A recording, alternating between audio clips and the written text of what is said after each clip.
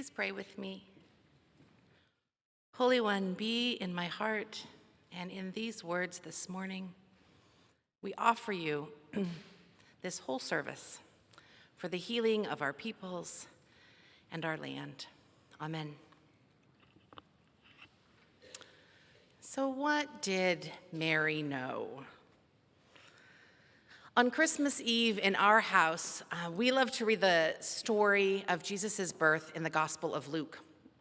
And my favorite line is near the very end, when it says that all who heard it were amazed at what the shepherds said, but Mary treasured up all these things and pondered them in her heart.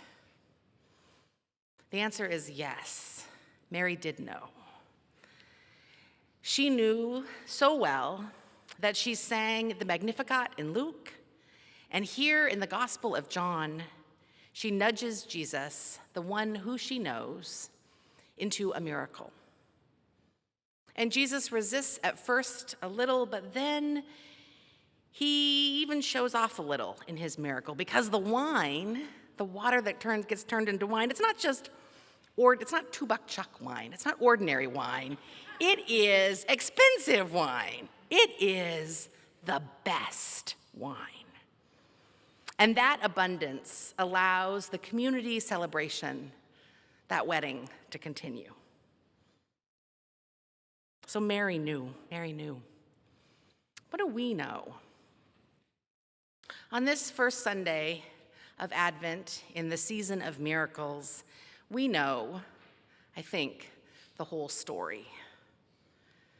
Because we know that the hope and the pride that Mary feels today at the wedding in Cana will turn into terror and grief at the foot of the cross, and then into awe and wonder at the resurrection. In this season of Christmas, we, the grown-ups, we know all about Santa Claus. We know exactly how much work it takes to fill the stockings and put the presents under the tree. And we might even know a little bit too much, because for some of us, this season awakes within us a lot of painful memories, past disappointments, and the absence of people that we love. Financial struggles.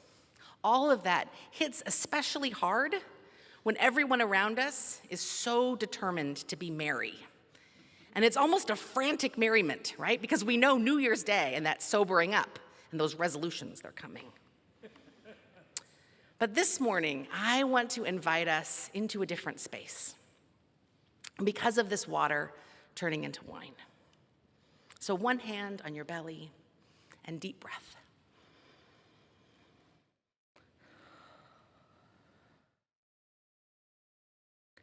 In just a little bit, we will taste the miracle for ourselves with the bread, and the miracle will taste a little bit like grape juice, and that is okay. But in the next 7 or so minutes, I want to offer you a few different thoughts about this miracle, and I want you to listen with your whole body.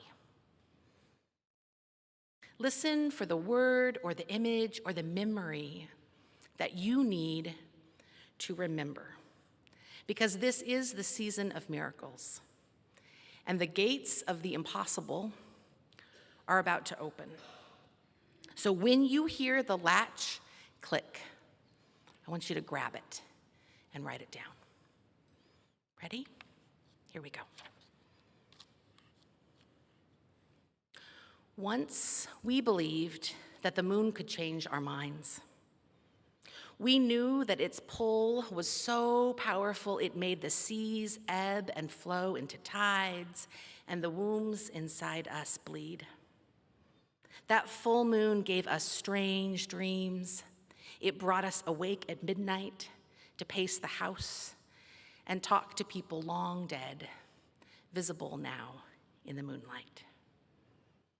Everyone knew that a full moon was magic. Then came streetlights and 24-hour grocery stores, and the pull of the moon was harder to know. But we keep on telling the old stories about mystery, and one of them is this idea about the Mother of God who knows something. She knows. She knows that her son, the Son, they say, of God, can do miracles, can mend the world. And so she pushes the issue. And the servants are told to expect the miracle she knows is coming. Mitzi Smith is a womanist theologian, and she says Mary has sass. This is a theological concept. Seriously. No, I'm serious. Within womanist theology, which is the life experience and knowledge of Black women, sass is very specific. Sass isn't just mouthing off. Sass is refusing to perform the kind of submissive behavior that is prescribed for you. Amen. That's sass. So in the scriptures, sass can lead to healing, like Mary, like the Syrophoenician woman who talks back to Jesus in Mark. In modern life, sass can lead to death, like Sandra Bland sassing back the police officer at the side of the road in Texas. But Mary's sass makes the miracle possible. What about this miracle, though, anyway? The biblical experts seem embarrassed a bit that Jesus' first miracle involves drinking at a wedding, because later on he will heal a blind man, he will raise Lazarus from the dead. It will be much more glamorous. But this miracle, precisely because of Mary, the one who knows who Jesus is, this is the one that is the sign of everything to come. This miracle is the key that opens the door. Because at the Last Supper, Jesus will lift the wine again, inviting them to remember his miraculous life, inviting us to remember every time we drink. Jesus turns the ordinary into the intoxicating. And this is a sign of the glory and the being of God. Tonight at about 4:30, they tell me, we will have our first and our last Supermoon of 2017. Supermoon, anybody know Supermoon besides me? Okay. So the Supermoon, it has to do with the perigee. It's when the moon is closest to us during the year. And the closer it is, the bigger and the brighter it is. And in my life, anytime there's a supermoon, I get excited. I've had a few miracles, and the most recent one was with a supermoon. 6 years ago, I saw a supermoon while we were waiting to adopt our daughter. And it was taking a really long time. And so I had started writing to this mythical someday daughter that I knew was coming for us. I treasured the thought of her in my heart. And that supermoon night, I couldn't sleep, of course, and so I walked, and I wrote to our daughter about how I couldn't wait to be her mommy, and how the moon reminded me of this poem by Izumi Shikibu, a Japanese woman who lived a long time ago. This poem says, "Although the wind blows terribly here, the moonlight also leaks between the roof planks of this ruined house. Although the wind blows terribly here, the moonlight also leaks between the roof planks of this ruined house." And in this season of Advent and memory, in the midst of everything that we might be enduring, in the midst of it all, the world is saturated with the glory of God, and there is moonlight through the roof of our ruined house. Moonlight and Anne Voskamp. This excerpt from 1,000 Gifts. I wasn't going to read this book. I'm sure that Anne is a very nice person. But she is also an evangelical Christian who homeschools her 7 children on a farm in rural Canada. And my sister is a lot like her. And my sister gave me the book, and so I read it. And this chapter about chasing the moon, this haunted me. On this first Sunday, as Michael said, we light the candle for hope. And here is this mom in this farmhouse in the middle of Canada, surrounded by wheat fields. And she is called out of the ordinary, out of getting dinner on the table for all those kids.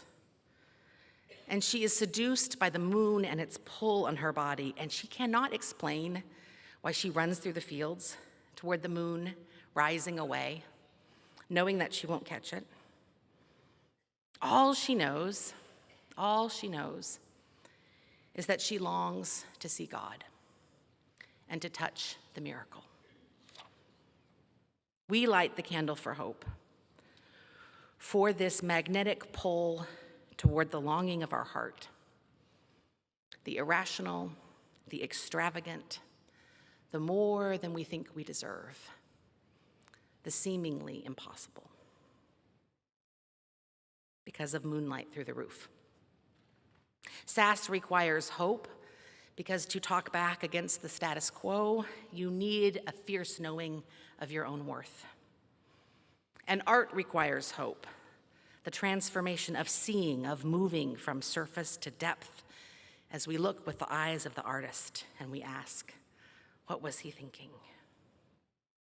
Anne runs to the moon for a reason she can't explain, but out there in the dark fields, she tastes it below that big belly moon, the glory of God, sweet as wine on her tongue.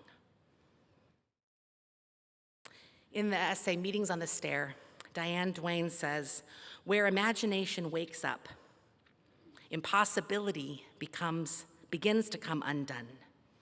When imagination wakes up, impossibility begins to come undone. In a backyard, in a relationship, in a job, in a life.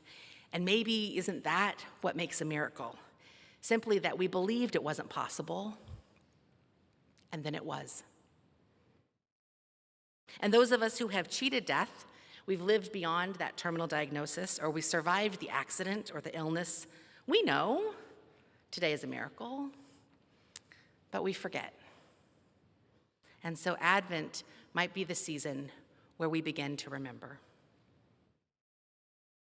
Last story. When I was 30, I went back to my hometown. And at that point in my life, I was very unwell. I was unwell mentally, I was unwell emotionally. And so I went back to the ocean of my childhood, hoping that the sight of that big belly of water would re-thread me, get me back into the thread of my life. And so I went and I ran and I ran and I got to the shore, and it was January and it was raining, which meant it was flooding, which meant the ocean, my beautiful ocean, was brown. Muddy, muddy brown, way out. And I cried. It was not what I remembered.